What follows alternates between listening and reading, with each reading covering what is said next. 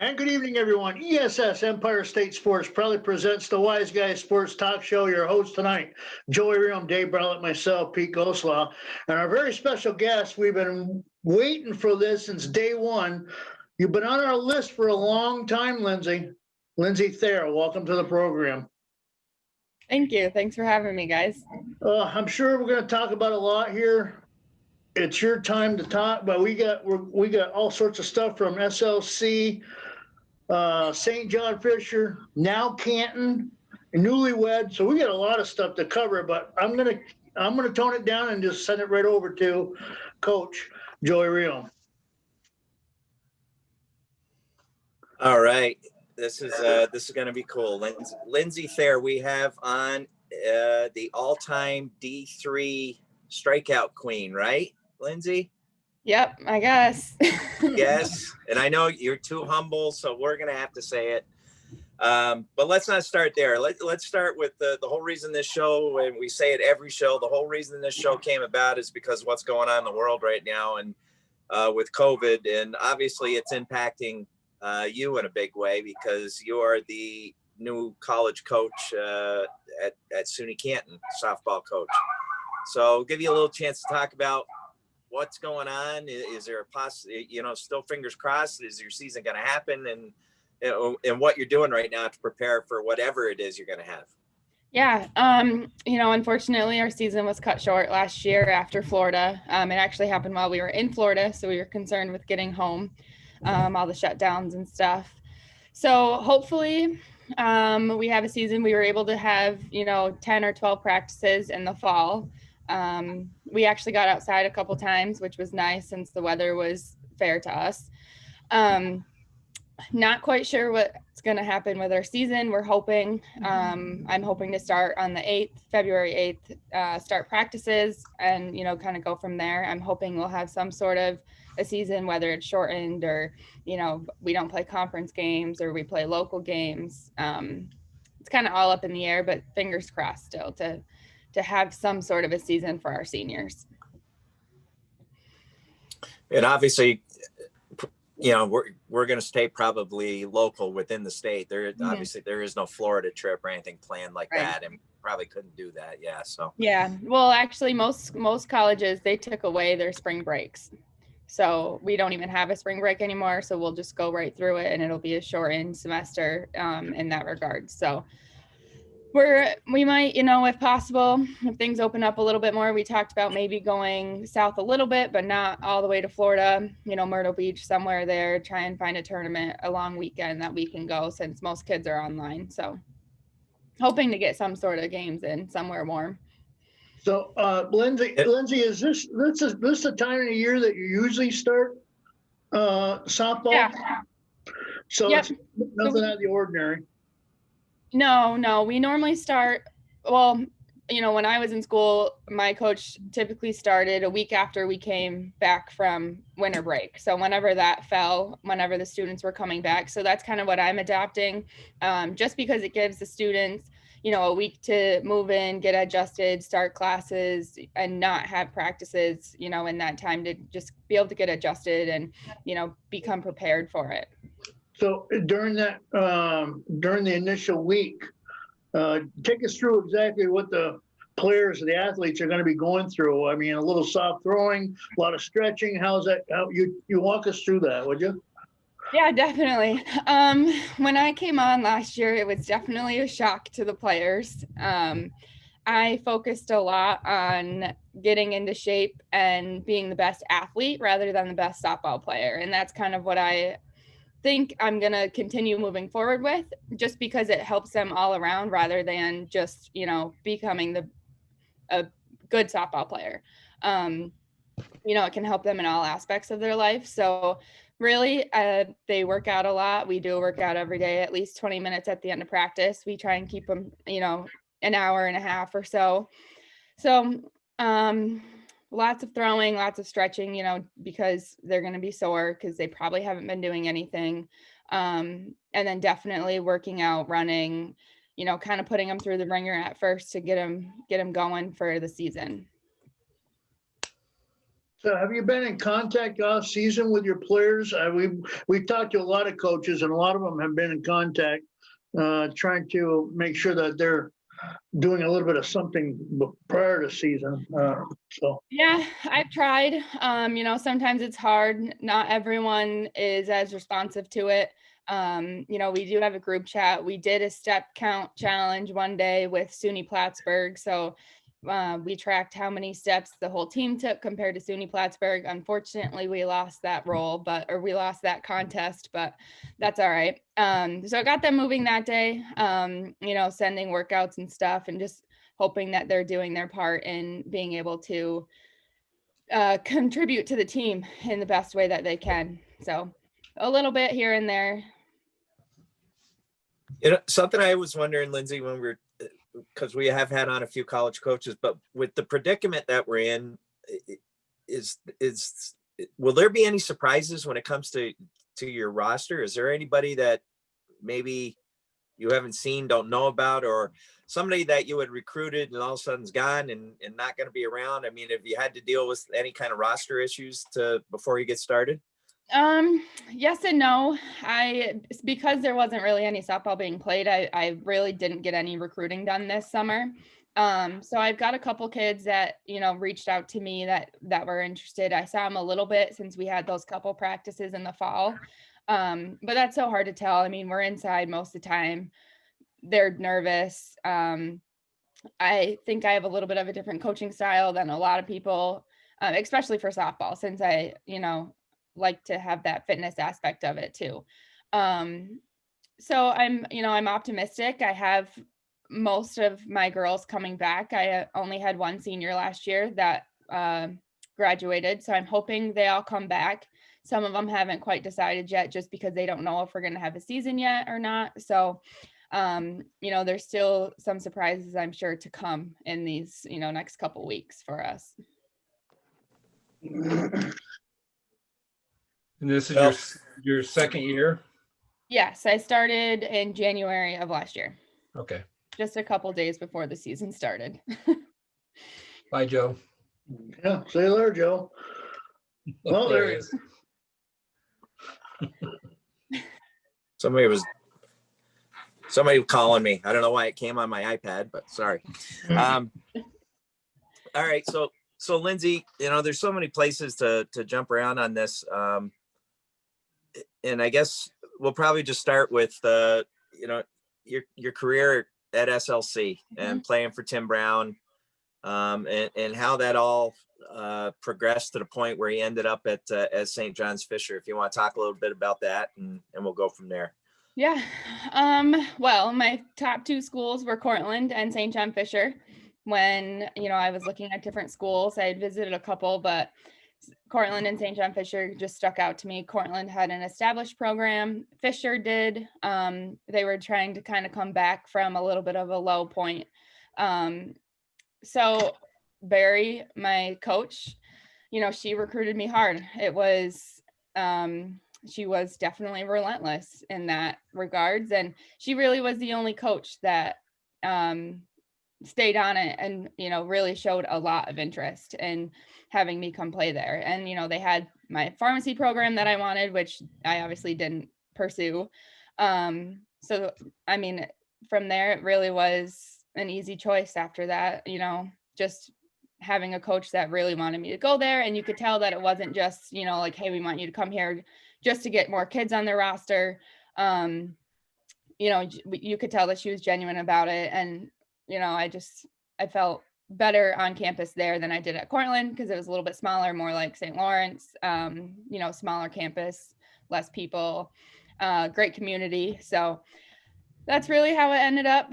She just was relentless and never really gave up recruiting me. She called me like at least once a week. So, that's just. Did you, so did you take anything out of that now that you're a coach, the way she kept after you? Is that, will you have that a little bit in you now as a coach?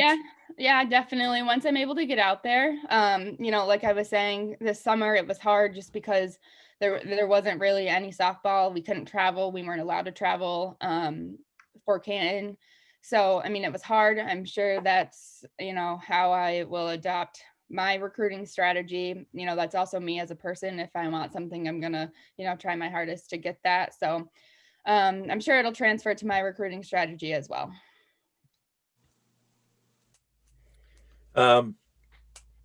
So talk a little bit about Coach Brown. Coach Brown was on the show.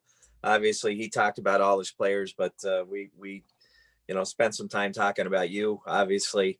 But talk a little bit about Coach Brown, the program that he's built at SLC, or continued on really with what Joe Javenville did in the earlier days. But I rewatched Coach Brown's show over the last couple of days to kind of prep for this one, and the names that we were tossing out as pitchers before we even got to you, Lindsey, but it boggles my mind. So talk a little bit about the SLC program, and how it's just amazing. A little Class C school has been so dominant in Section 10 for so long. Yeah, well, his words still haunt me to this day. You can't walk the number 9 hitter. That can't happen. Every time I did that in college, which it was a lot, I typically, if I was going to walk someone, it was going to be the number 9 hitter. My dad could see it rolling through my mind that, you can't walk the number 9 hitter. That's where runs go. That's where runs come in. It's awesome to play for, a coach that's so supportive, there for you, but also tough on you. He, when I was there, he was able to find that balance, of being a good coach, but also expecting the most out of you. So, that's kind of how I also transfer to my coaching career, being tough on them, but also understanding that everyone has their limits, but expecting the most, expecting the best out of them. It's awesome to play for a coach that is able to find that balance. And that's what Mr. Brown did for me. And then obviously I got to let you got to talk about Dad and some of your assistant coaches. I mean, running joke on this show is that for the longest time, I didn't know who your father was. I just thought that he had a bucket growing out of his ass and he only stood 4'2". So, I mean, I just always saw him sitting on a bucket, catching you and Ashley and Sarah. So, talk about Dad a little bit and all the help he gave. He was out there for hours. He still can't feel when it gets cold. He, doesn't have feeling in a couple of his fingers from, from us, popping a couple blood vessels in his fingers. He was just, anytime we wanted to go out there, he would make it work. He'd find the time. He would transport us to Syracuse for pitching lessons from the Hazens. That's where I played summer softball. So, we were going down there almost every Sunday. In the winter, spring, fall, every season we would travel down there, at least on Sundays, if not sometimes more, if we had more practices. Eventually, Haley Agins ended up joining me. So then we would all travel down there with Tom and my dad and just make a fun out of it. He made the time, I guess, is the biggest thing, was that he made the time. He wanted us all to succeed. He would learn off YouTube. That's how we started pitching. He learned off YouTube when Sarah was starting. And we just kind of grew it from there, and we just kept working at it, found what was going to work for us. And it's funny, all 3 of us are 2 totally different pitchers. Not one of us turned out the same. We all have our other, different favorite pitch or a different style of throwing. And it's nice to see, or it's crazy to see, I guess, learning from the same person and learning from each other of how different we can all be, in pitching. So it was fun to grow up around that environment, and to, kind of be able to go through that as sisters, with Haley as friends. She caught all the way throughout my high school career pretty much, and now she's my assistant coach. Oh, Haley's your assistant coach now? Yeah, she is this year. Oh, cool. Yep. That's quite unique. So what is she? So she's going to take care of the catching duties, or how's that going to go? Mainly, well, in my mind, catching and hitters. I didn't hit in college. I hit in high school, but you know, I was okay for around the area, but it wasn't obviously my strong suit. So I didn't hit in college, but so hopefully, you know, she can bring that to the table. She's a very strong hitter. You know, that's where her sweet spot is, along with catching. So that's going to be her main focus. We've already started with that this fall, and she's already brought a lot of great drills and, you know, different ideas to the table as far as hitting and catching goes. That's going to be nice, So trying to, yep, it's going to be quite unique, bringing a little bit of SLC to a college level, to Canton. And hopefully it Yeah. hands off like you guys did it in high school. Yeah, let's hope so. Now, We're determined to make it work. yeah, I'm sure it's gonna be hard work, but it'll pan out. Hard work always pans out. Yeah. I know we're gonna talk a little bit about a whole bunch of other stuff, but I from a broadcasting point of view, I've done quite a few of your games. I sat behind I sat behind the fence there numerous times and watched you guys play, and I was in awe on how, like Joey said, how a small team like a small school like SLC commanded the field and the game. I'm sure Coach Brown and your father had a lot to do with that, but I'm sure everybody wants to hear more of the work you did behind it. I mean, I know you put in a lot of hours, but I think a lot of people don't understand how many hours you actually did put in. Yeah, you know, I really couldn't even put a number on it. There were a lot of times in the winter, after basketball practice, I'd be in the gym throwing to Haley or throwing to my dad or Mr. Brown or whoever was there to catch for me. There's a lot of windows broken in the gyms from it. There's a lot of the padding it's taken a beating. But it's what you needed to do, what we wanted to do. You know, Wait, windows broken. Were you a little Yeah. wild pitch there?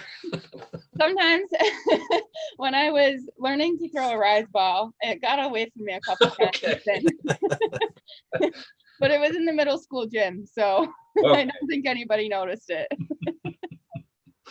But yeah, I mean, we would just spend hours after it. We'd be, you know, if we had late basketball practice and there was 43 feet open in the gym, we would make it work.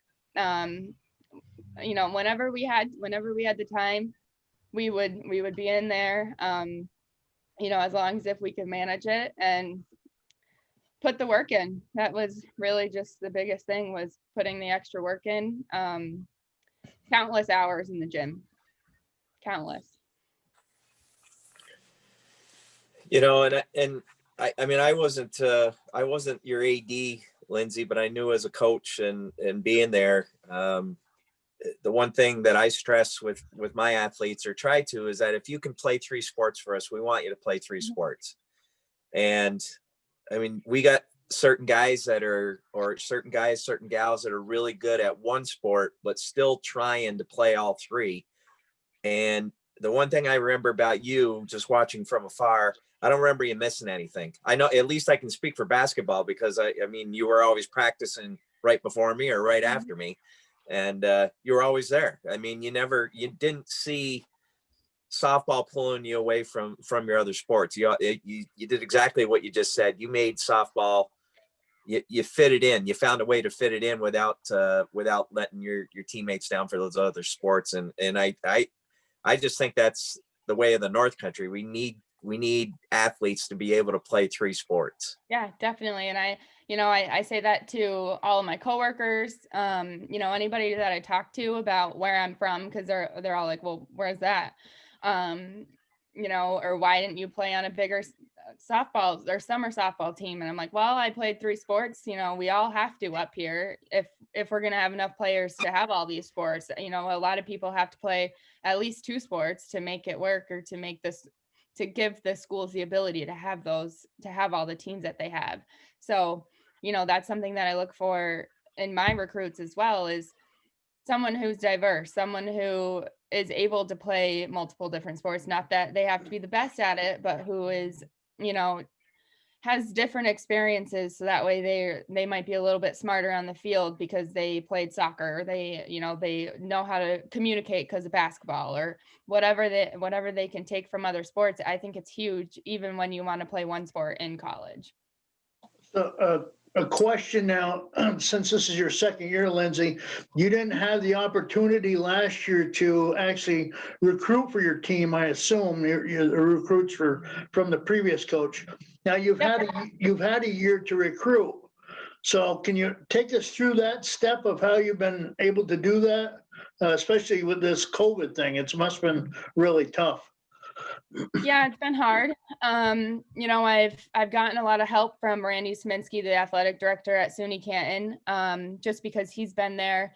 He's familiar with kids in Canton. You know, I focused on local kids, trying to get some local kids in that I know of, just because there wasn't a lot of softball to go see. There really wasn't much. I give pitching lessons on the side. So, you know, I have that little bit of a pool to pull from as well. So, I mean, I really didn't have a process for this summer for recruiting, just because it was so limited because of COVID and, you know, the lack of sports that there were. But I focused on local kids, and I'm going to continue focusing on that, because I mean, there's a lot of local kids up here that could play a sport in college, but, you know, they might not. They can't get the travel, you know, they can't go to travel softball. They can't, for whatever reasons, they can't get their names out there. They can't get the exposure that they need. So one of my biggest things that I want to focus on is recruiting locally. Obviously I'm going to try and bring some kids in from other areas, but that's going to be one of the main things that I focus on, just to give some of these kids opportunities to continue playing the sport that they love. Well, that was going to be my next question. Other than the local kids, you said you're going to get some pulled in for other areas, but how far out of the circle are you able to recruit from out of New York State, or do they want you to stay within your limits of the state? I mean, describe that for us. Yeah. Right now I actually have a kid from California. I have a kid from Wisconsin. And Long Island. Obviously, we've got a lot of kids from Long Island. You know, a lot of them are from New York, but there are the few that the previous coach had found somehow, recruited them, you know, got them to come up here from other places, from farther away. I think I'm going to focus on the Rochester area, just because I have connections there. You know, there's a lot of people who know who I am in that area. So, you know, I'm really just going to start by focusing on those places that I have connections in, just to try and get a couple kids in to really start to turn the program, you know, around and turn it into what I want for SUNY Canton. Yeah, we've talked to numerous coaches. I didn't know how that went with the softball and Canton, and because we've talked to numerous coaches in SUNYAC who have basically limited everything to inside of New York State, only because of the financing with the schools and drawing those kids.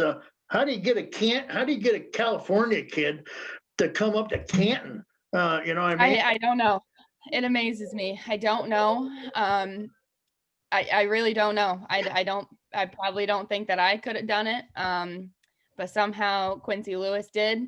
And I mean, she's a great player. She was a huge asset for us. She ended up being one of our pitchers that pitched a lot in Florida. And she hadn't pitched since her sophomore year of high school. So, you know, I mean, I don't know if it's because she was in California and, you know, softballs might be a little bit different up there, but I mean, she ended up being she threw a lot in Florida. And I think it surprised her of how well she could pitch against teams, you know, from New York State or from wherever they were from, you know, in Florida. I think it surprised her of how successful she could be with pitching, because she had kind of given up on it. So I don't know how she got her to come here, but somehow she did, and she likes it. So I guess that's the biggest thing. Well, I found it interesting when you mentioned when we started the show a little bit about you trying to make them athletes as well as softball players, and that doesn't surprise me at all. And I guess this is where we can give Mom a little credit, because God knows I've seen you guys running by my house more often than anybody else in Brazier, other than your sister. So, you know, one of the things I always said, Pete and Dave, was when I had the pleasure to be able to watch her in practice, actually practice against her a little bit when they made it to states. I would help out Coach Gothier, and we'd run against them to try to give them the biggest competition that we could and help them out. And I always said that between you and Beth Kilcoyne were the two best female athletes that I ever saw to come out of SLC. And if we would have had a volleyball team, you probably would have dominated in that. And you probably could have swam if you wanted to, Lindsey. You would have just, outreached everybody before you got I don't know. Swimming's not my thing. No. No. So no triathlons, no Ironmans coming up for Lindsey Thayer? No, I don't foresee that happening. I tend to sink more than I float, so I don't foresee triathlons happening. Well, what about have you run a marathon? Half marathon. A half marathon. Yep. The Sis Canton has half marathon. Ashley's run a couple. Yes. Yeah. Well, yeah, she just ran one a couple months ago. It was a virtual one. Yeah, I don't know how she does it. And she's done the Boston or New York City Marathon, right? One of the two. Yes. Boston, right? Yep. Wow. So yeah, big family of runners, the Thayers, and I always seeing Mom running by, and she's my age, makes me feel old because I can't do that anymore. But obviously, obviously that's from the mom side. I'm not disrespecting your dad, and he's going to watch this, but obviously that's from mom. I think he would agree with you. I've seen your dad walk between bar stools. Yeah. Oh yeah. Pretty good at that. Yeah. I know one thing. We're jumping all over the place here, Lindsey. But one other thing I had written down, and it was talk a little bit about the experience of playing in the D3 national championships, back-to-back years, and were they two different places or both same place? One was in Virginia, Salem, Virginia, and then the other one was at where's Division I place?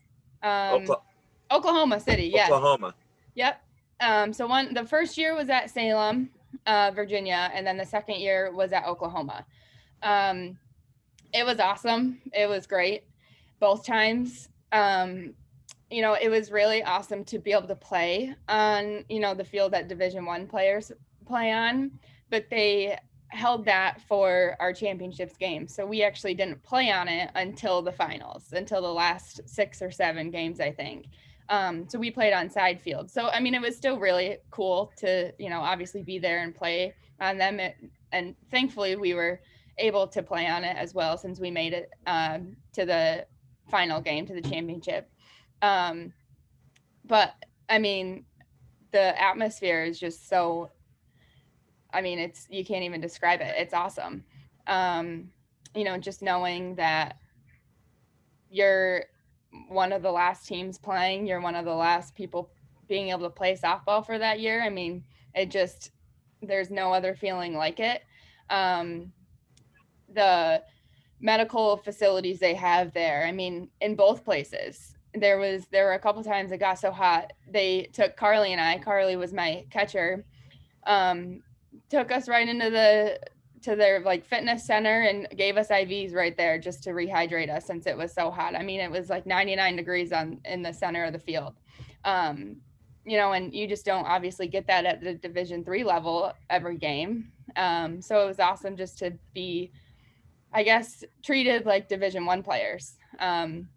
We stayed at the same complex in Oklahoma City as a Division I player. So as we were leaving, we were able to see some of the teams that were coming down for their championships because it was, they butted ends with each other. So, I mean, it was an awesome experience. I'm so happy that we were able to make it there. And to be a part of the team, it's indescribable. So it was so much fun. So you're gonna fix Canton like that though, right? And make sure that you have those things ready for all the athletes there? We're gonna try. Okay. We're gonna try. One thing before I turn it back over to Joey is I know I never listened to or watched so much softball in my life as when you were making your run in the D3.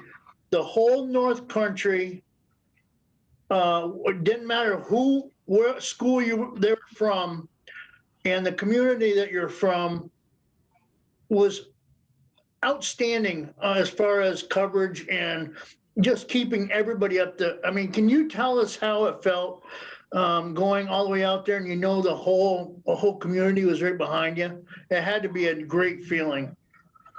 Oh yeah, it definitely was. Growing up, or I guess not really growing up, but going through playing in high school and stuff, everyone was always saying, oh, there's something special. There's, you're going to do big things in whatever sport you choose to play. And just kind of having that actually come true and seeing all the support that I have from, people that I don't even really know, that just kind of know me from having my name out there, from, being successful at St. Lawrence with Mr. Brown, and just coming up with teams like that. And going through that with the support that everyone showed. I mean, it was a great feeling, and just knowing that, people from small towns can make things happen, can get that far. And I hope that it gave some younger athletes some hope that they can make it that far too, because truly, there's a lot of hidden gems up here that people just don't get the exposure that they need. They don't have the means to play travel ball or whatever the case may be. There are a lot of great athletes up here that can make it that far in the sport that they choose. So, I mean, just the community support and everything, it was live streamed at Riverview. It was live streamed at schools. I mean, it was awesome to see it. It was so great to have all of the support from the whole community. Well, that's one of the things about this show, Lindsey, that I've learned. I mean, everybody that's on this show, especially our athletes, I mean, most of them, all of them they're North Country based. That's what this show is about. And they are so sincere in their love and their thanks and their gratitude for everybody that helped them along the way. And, obviously I think of Derek alone, but when you started talking, it got me to thinking, when you were in there, I was the AD then, and I was sitting in my office watching those games. Mm-hmm. And after a win, would just send you a quick message, and you'd give me a quick message back. And that matters to us. I hope it mattered to you that I was thinking of you, but I mean, it matters to me that you took the time to reply. I think the same way with Derek. I mean, this is a guy that's getting ready to win a Stanley Cup, and he's giving us the time of day because he just appreciates the fact people from home care about what I'm doing. And mm-hmm. We all cared about what you did, without a doubt. I mean, you made us so proud.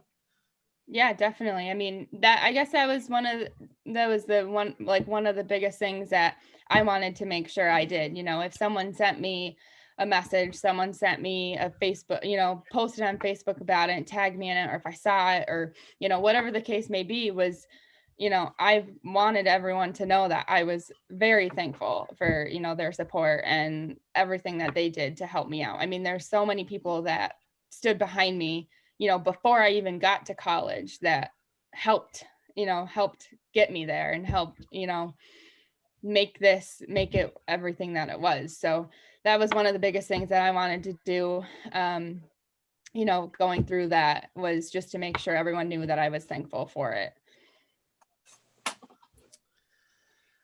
Well, Lindsey, we're getting close to winding it down. I know one of the things I did want to let you talk about is that, you're working 2 jobs. The husband's making you work 2 jobs here. So talk a little bit about working for BSN, and this is your chance to drop some business, because why are we calling Lindsey Thayer? I mean, I'm doing a lot of business with you, but let's get somebody else to do some business with you with BSN. Yeah.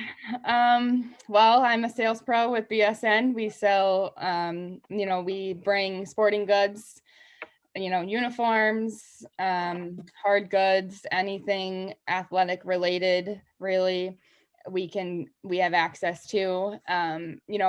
Accepting this job and taking on this role as a sales pro, it was kind of one of my ways of wanting to give back to the community, or even St. Lawrence County or any of the smaller schools up here.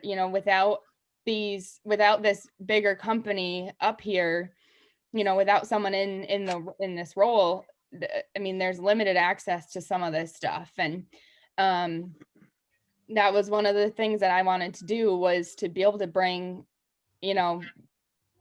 more goods, more uniforms, or more options, or whatever the case may be, to the student athletes. I mean, there's nothing better than getting new uniforms. I remember with Chad Gothier, we were picking out our basketball uniforms, and I mean, it was one of the things that we looked forward to the most. I mean, and it really didn't matter. Nobody, it didn't matter what we were wearing. We were happy to play basketball, but it was fun to get new uniforms, and to be a part of that process. So that was one of the things that I wanted to bring up here with doing that, is just to help out the community and, bring those goods and up here, and so that they have access to the same things that, bigger cities and larger places have. So, that was one of my ways of wanting to give back to the community and showing them that I'm thankful for everything that they did while providing for them as well. Gear. Kids love gear. We all love gear. There's nobody Coaches that love it too. Yeah, we all love gear. So, well, you got, I don't know if Pete Dave got anything else, but I mean, before you get off, I mean, you're recently married here. How's marriage? And talk a little bit about hubby. He's teaching at Messina, right? He's going to be the new football coach at Messina. Yep. So it's good. Planned a wedding 3 times through COVID. We planned it, kept going with the plan, replanned it, cut people down because of restrictions, moved it again. I mean, it was stressful, but I mean, it is what it is. It was a sign of the times. We made it happen. It was so much fun. And we bought a house in the same time. I started coaching while we started planning this thing. I mean, it was supposed to be a crazy spring, but COVID happened and things slowed down a lot, but it's been good, been quiet. So we're stuck in quarantine right now. Oh no. He has it. He got it from school. He got COVID, but he was only sick for a couple days. So. Okay. Well, that's good. Yeah. Yep. I'm free on Saturday. I can finally leave the house. All right. Well, Lindsey, I mean, this was awesome. We've been looking forward to this, and to be able to have you on. The all-time Division III strikeout queen. I mean, that's that's something else right there. No, you own a record that nobody else has. So that's amazing in the nation, not just St. John's Fisher, NCAA. It's amazing. So I think you should be proud of yourself. I know you're humble, but I think it's really cool. What's the number? I don't even know. That's humble. Really? Pete, did you write the number down? No, I didn't. I thought she'd rattle it off, because I had all the information when we did Hal Cohen. Now I feel bad. Sorry, Linz. No, it's okay. I don't even know. Austin would know if I think he's on the phone though. I couldn't even tell you. It was over 1,500, I think. Wow. Wow, that's cool. yeah, I didn't even know it was happening. I didn't know that everyone knew around me. They were all waiting for it. And I had no idea. Everybody starts charging you. You don't know what's going on. Yeah, seriously. Yeah, really? Oh my goodness. No, and I'm usually well prepared on that number thing, and I wasn't prepared for that one. I thought you'd rattle it right off, but I apologize for that. No. Yeah. Well, Lindsey, I'll say on behalf of the other two guys here, this has been a great experience and talking to you. You were on our original list when we wanted to start this show. And we're almost, I believe, 80 episodes in, maybe close to that, right, Joey? And we finally got you. Finally got you. We want to thank you for coming on, and we really appreciate it. And we wish you nothing but the best at Canton. Yeah, thank you guys. Thanks for having me. It was great. That's going to be it tonight on ESS Empire State Sports and the Wise Guy Sports Talk Show. For Dave Bartlett, Joey Riom, myself, Pete Goslaw, and our special guest, Lindsey Thayer. Good night, everybody, and stay safe.